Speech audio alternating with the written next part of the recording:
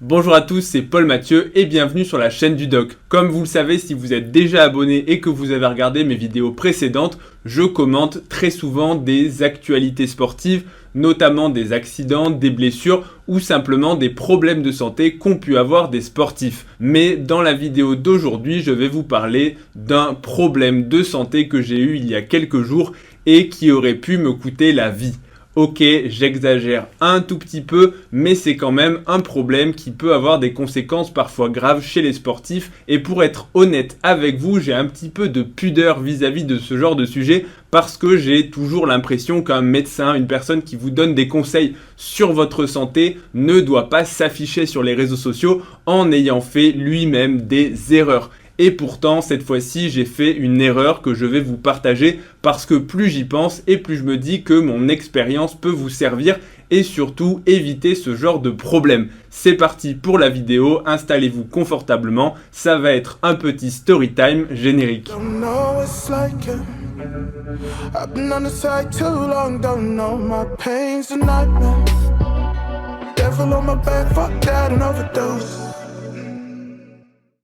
Allez, je vais contextualiser un petit peu, nous sommes la semaine où il y a eu les 2 jours fériés, le 8 mai et le 9 mai. Le 8 mai, j'étais complètement détente et je me suis dit, très bien, je vais faire le matin ma séance de cardio et elle a duré assez longtemps puisque je me suis dit, je vais en profiter, j'ai rien à faire de particulier de la journée, c'est un jour off et donc j'ai fait une séance de cardio, voilà, assez intense. Pour vous détailler un petit peu, j'ai fait d'abord du vélo et ensuite de la course à pied. En sachant que je me suis mis à la course à pied depuis pas très longtemps, j'ai dû faire à peu près 7 ou 8 sorties pour aller courir, donc c'est-à-dire pas grand-chose. Je ne suis pas vraiment habitué à la course à pied et donc après avoir fait le vélo, j'avais fait à peu près une demi-heure de course à pied, ce qui pour moi était déjà pas mal. J'essaie vraiment d'aller doucement sur la progression de la course à pied parce que je me dis que c'est vraiment bête de se blesser en voulant en faire trop d'un coup. Donc jusque là tout se passe bien, je suis un petit peu fatigué de ma séance mais rien de particulier par rapport à ce dont j'ai l'habitude. Et un peu plus tard dans l'après-midi, je suis allé à un rendez-vous que j'avais depuis longtemps et je me suis dit ok, c'est pas totalement à côté mais je vais y aller à pied. Et j'essaie régulièrement de marcher un petit peu parce que je me dis que ça me fait du bien, mais en vérité la vraie excuse c'est que je n'ai plus de carte Navigo et que je suis un petit peu un crevard et que de payer 2 € le ticket de métro aller et retour, je me dis ok, la bonne excuse c'est de marcher, comme ça me fait de l'activité physique et en même temps ça me fait des économies. Donc je marche 45 minutes pour y aller, je fais mon rendez-vous et au retour je sens que la marche est un petit peu difficile. C'est un sentiment assez bizarre à détailler, mais en gros je sentais que j'avais des courbatures non pas vraiment musculaires mais au niveau de l'articulation de la cheville, en gros comme quand tu as fait quelque chose que tu n'as pas vraiment l'habitude de faire. C'était très honnêtement pas vraiment douloureux, mais j'ai senti que c'était la première fois que de marcher sur du plat à une vitesse raisonnable me demandait un tel effort. Donc simplement je l'ai mis sur le compte du fait que j'avais fait un peu de course à pied le matin et que j'avais marché, pas énormément mais 45-50 minutes et que là je recommençais à marcher. Ensuite, pour vous détailler ma soirée, j'avais rendez-vous avec des amis à moi et là encore, pour vous parler franchement, je ne sors pas énormément parce qu'avec je vais pas dire les nombreuses choses que je fais, mais voilà, pour être honnête, il y a quand même beaucoup de choses, la médecine, le sport, le fait de faire YouTube qui me prend aussi énormément de temps et donc je ne vois pas mes amis et ma famille autant que j'aimerais le faire. Donc ce soir-là, je me suis dit ok, ça fait très longtemps que je suis pas allé manger à l'extérieur, donc ce soir je vais me faire plaisir. Par se faire plaisir, traduisez, je vais faire le petit cochon et je vais me remplir le ventre. Je suis allé dans un restaurant que j'aime beaucoup, petit coup de pub au Street Bangkok qui propose des grillades qui sont exceptionnelles et j'ai fait vraiment le cochon, c'est le cas de le dire, je vais vous parler vraiment franchement dans cette vidéo et je vous avais prévenu, c'est une vidéo de story time donc je ne vais pas accélérer. J'ai commandé les grillades de côte de porc XXL et j'ai commandé également parce que je me suis dit ok, on ne vit qu'une fois, le poulet à la sauce saté, la petite sauce aux cacahuètes qui est vraiment délicieuse et tant pis si ça fait un petit peu beaucoup, 2 plats je l'ai déjà fait mais ça va passer. Et il se trouve qu'il y avait une promotion et il y avait pour le poulet un offert, un acheté. Donc j'ai eu au total 3 plats, j'avais aussi commandé un dessert et j'ai eu quand même énormément à manger. Je vais pas vous mentir, ça a fait un repas qui a été très copieux. J'ai eu assez de mal à le terminer, mais pour autant, je me suis dit ok, on va y aller, on va pas gaspiller de la nourriture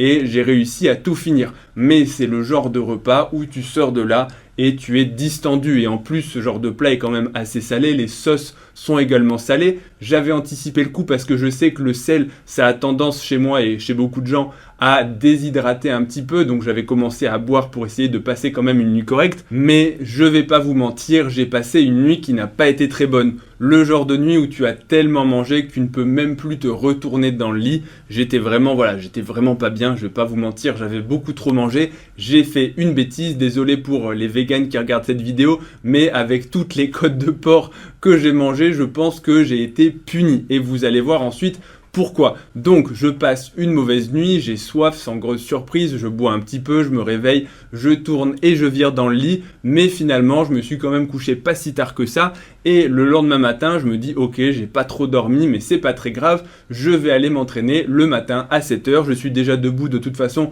depuis 5h du matin, je n'arrive pas à dormir, autant aller m'entraîner. Et de façon assez étrange, j'étais pas vraiment fatigué, j'avais même plutôt de l'énergie, j'ai fait une bonne séance de bras à la salle de sport, voilà pour vous raconter tous les détails. Je suis ensuite allé au travail comme c'était prévu. J'ai passé une journée, je vais pas vous mentir, la journée a été totalement normale. Je n'ai eu aucun souci pendant cette journée, même pas spécialement fatigué. Il faisait beau dehors.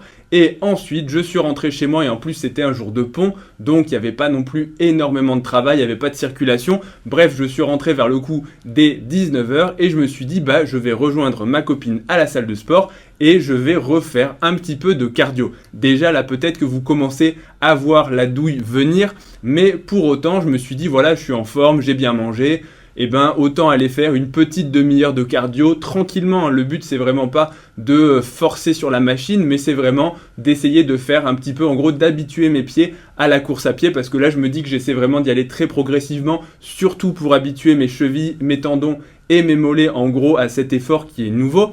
Donc je me mets sur un tapis de course, je cours une petite demi-heure et c'est vrai qu'il faisait quand même assez chaud, j'ai un peu transpiré, en plus sur le tapis de course c'est pas évident de boire parce qu'en plus ça gigote dans tous les sens quand tu cours. Bref, je sors de ma petite séance de cardio parce qu'encore une fois j'ai couru 30 minutes, allez il y avait un peu de dénivelé, j'avais mis 5% de pente et j'ai peut-être couru 3 km et demi, 4 km, donc pas grand chose de fou, c'était vraiment pas une performance extraordinaire, mais encore une fois le but c'était vraiment juste plus de faire des kilomètres qu'autre chose. Je rentre chez moi, jusque là je suis encore pas trop mal, je fais mon repas, je mange comme à mon habitude et arrivé vers la fin du repas, je commence à me dire quand même je suis vraiment très fatigué, je sais pas trop ce qui se passe, je commence à avoir un petit peu chaud, un petit peu froid en même temps, je commence à avoir légèrement, vraiment très légèrement de la nausée, mais je commence à me dire ok, il y a un truc qui est bizarre, je me sens pas très bien, mais je n'arrivais pas à mettre le doigt sur quelque chose, c'était vraiment très léger, c'était plus un sentiment. Je termine le repas tranquillement, je me pose sur le canapé comme je fais tous les soirs, et sur le canapé je me dis ok, il y a quand même quelque chose de bizarre, je sens qu'il y a quelque chose qui ne va pas. Je commence à avoir un petit peu, je vais pas dire de la fièvre, mais je commence à avoir un petit peu de frisson, un petit peu froid, un petit peu comme si j'étais chaud. Et à ce moment-là, je me dis, ouais, je suis vraiment fatigué, je pense que je me suis surentraîné. Et je vais vous dire pourquoi est-ce que je me dis ça. Tout simplement parce que ça m'avait fait exactement la même chose. On va faire un petit flashback. Alors là, vous vous dites, ok, la vidéo, elle va durer 3 plombes, mais c'est vraiment important pour bien comprendre l'histoire. Je vous avais dit, c'est vraiment pas la vidéo qui sera compacte, mais tant pis, ça vous fera des petites anecdotes. Il y a 10 ans à peu près, j'avais trouvé un programme de musculation qui avait 2 séances par jour afin de maximiser la progression. C'était l'époque où j'étais encore jeune, insouciant, externe en médecine et où j'avais que ça à faire de mes journées d'aller à la salle de sport. Et à cette époque-là, je m'en rappelle très bien, les premières fois où j'avais fait 2 séances d'entraînement par jour et pourtant le coach Poliquin avait bien dit attention quand vous démarrez votre 2e séance de musculation,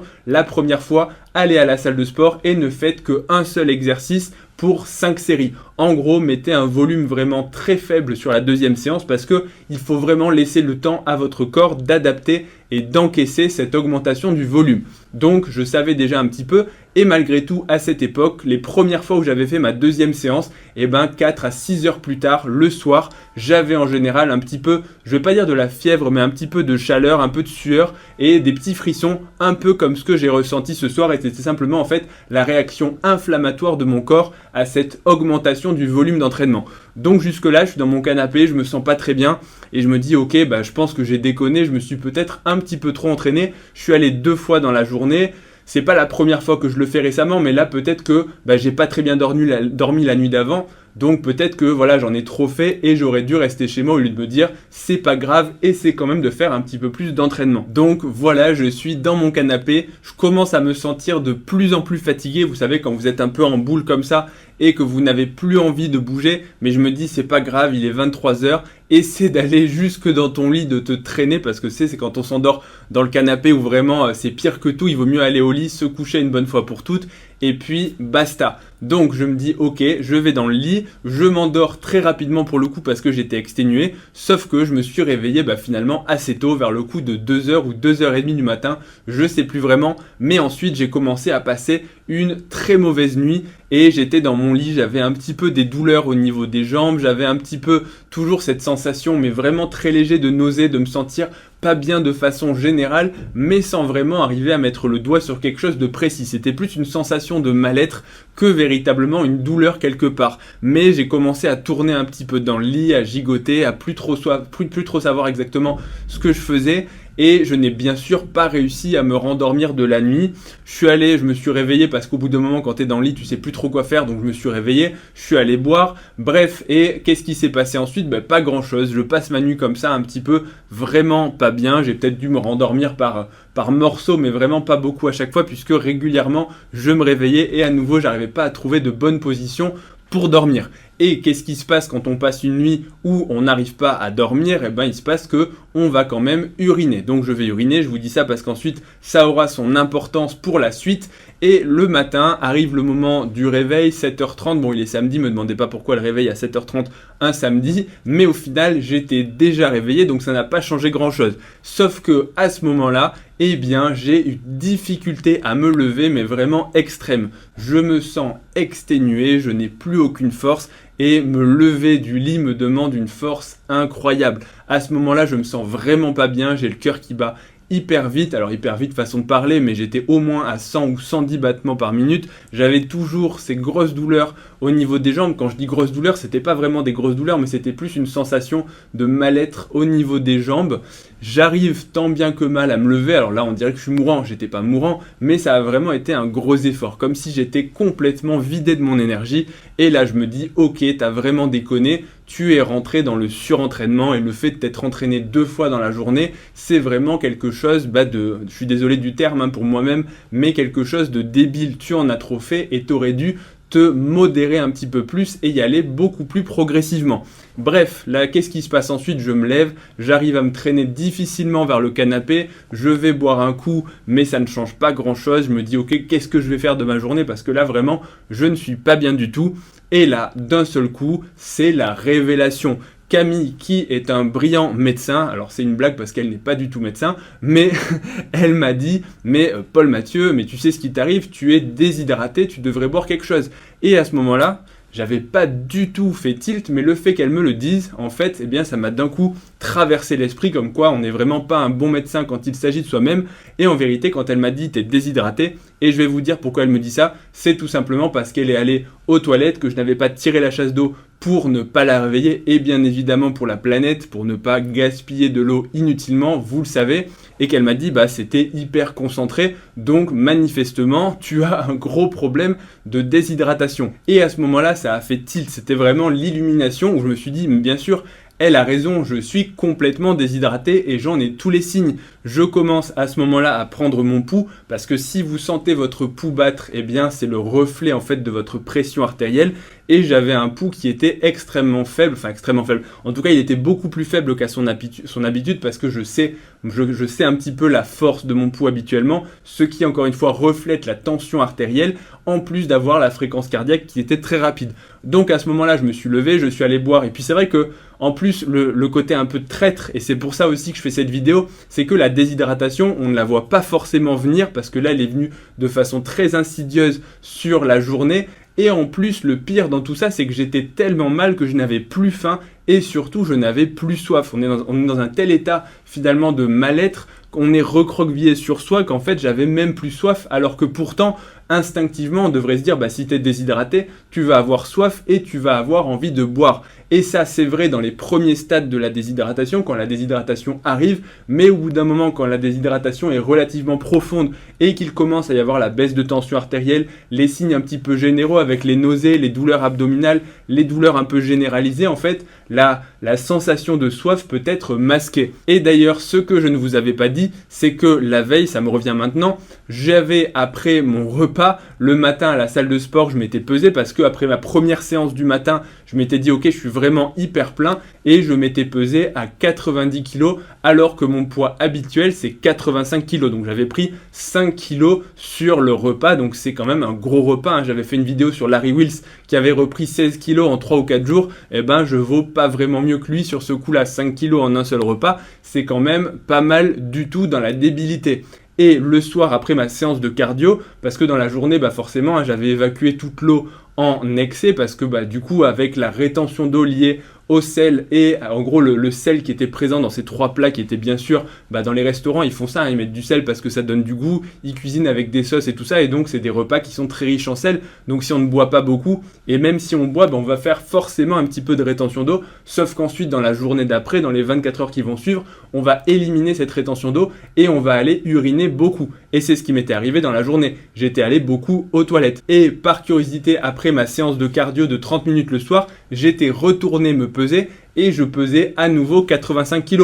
Donc sur le coup dans ma tête je me suis dit bah c'est très bien, je suis retourné à mon poids de forme, donc ça y est j'ai déjà évacué tout le monde. Sauf qu'en vérité non, pas du tout, parce que en fait j'avais quand même un bon nombre de kilos de bouffe dans le ventre et donc là le poids en fait que j'avais qui m'avait semblé être faussement mon poids de forme, en vérité c'était de la déshydratation parce que j'ai uriné beaucoup plus d'eau que ce que j'aurais dû faire tout simplement parce que sinon j'aurais dû être à 87 kg. Ça veut dire que je devais avoir un déficit d'à peu près 2 litres. Déficit qui s'est bien évidemment majoré pendant la nuit parce que j'étais pas très bien et donc j'ai pas bu autant que ce que j'aurais dû. J'ai certainement pas bu autant que ce que j'aurais dû après avoir couru sur le tapis de course où quand même on se déshydrate pas mal parce qu'on transpire et que je n'avais même pas bu parce que je vous ai dit c'est difficile de boire à cause des mouvements en fait de la bouteille d'eau sur le tapis. C'est difficile et on s'en met un peu partout, donc là je m'étais dit bah une demi-heure c'est pas très long donc je vais m'abstenir de boire, je boirai un petit peu après. Sauf que si tu transpires 1 litre sur une demi-heure de tapis de course, ce qui est totalement possible, hein,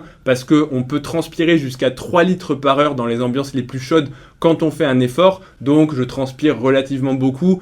1 litre sur une ambiance chaude sur une demi-heure de tapis, c'est pas totalement délirant. Mais ensuite, j'ai bu certes un petit peu, mais ce que j'appelle un petit peu, c'est quand même 1 ou 2 verres d'eau, c'est-à-dire finalement pas grand-chose quand on le compare à la perte d'eau de 1 litre. Bref, on revient à ce samedi matin où je me suis réveillé, j'étais vraiment pas bien, et Camille me dit tu fais une déshydratation, et à ce moment-là, donc c'est le flash, je commence à boire 2-3 verres d'eau en me disant qu'effectivement, dans tous les cas, je suis clairement déshydraté, et j'ai fait ensuite ce qu'on appelle un petit test entre guillemets de remplissage. Qu'est-ce qu'on fait en fait? On s'allonge par terre, on se relève les jambes, c'est ce qu'on fait quand il y a un malaise vagal et le fait de relever les jambes et de s'allonger au sol, ou en tout cas de s'allonger tout simplement, permet de faire revenir le sang au niveau des jambes vers l'abdomen et le thorax et notamment le cœur. Ce qui a pour effet de faire en gros de mimer comme si on faisait un remplissage, c'est-à-dire qu'on ajoutait d'un seul coup à peu près 400 ou 500 ml de sang ou en tout cas de liquide.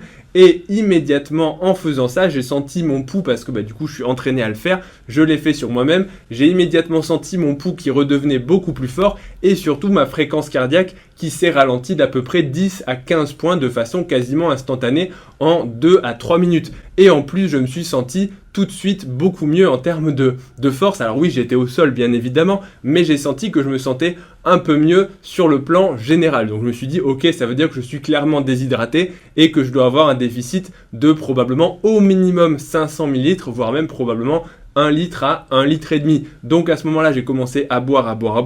Attention, il faut bien évidemment apporter aussi un petit peu de sodium pour avoir des électrolytes et notamment du sel, ce qui permet de retenir l'eau dans les vaisseaux sanguins, parce que si on n'apporte que de l'eau, eh bien c'est un piège. En fait, l'eau n'a pas un pouvoir, ce qu'on appelle l'osmolarité au niveau du sang, c'est-à-dire que si on prend que de l'eau, par des mécanismes de transfert à travers les membranes et à travers les parois des vaisseaux sanguins et des cellules, eh bien l'eau ne va pas être fixée, c'est la version hyper résumée du mécanisme, mais ne va pas rester dans les vaisseaux sanguins. Donc c'est pour ça que quand vous allez courir pendant longtemps ou quand vous faites du sport de façon prolongée et que vous transpirez beaucoup, c'est important d'avoir aussi de l'eau mais surtout des électrolytes pour ne pas se déshydrater. Parce que si on ne boit que de l'eau, eh bien on va certes apporter de l'eau mais on va commencer à perdre beaucoup de sel qui ne sera pas compensé, ce qui peut là aussi causer des problèmes de déshydratation un peu plus sérieux. Donc tout ça pour dire quoi? Tout ça pour dire que j'ai fait comme un idiot, je suis désolé de le dire à moi-même et j'en suis pas hyper fier,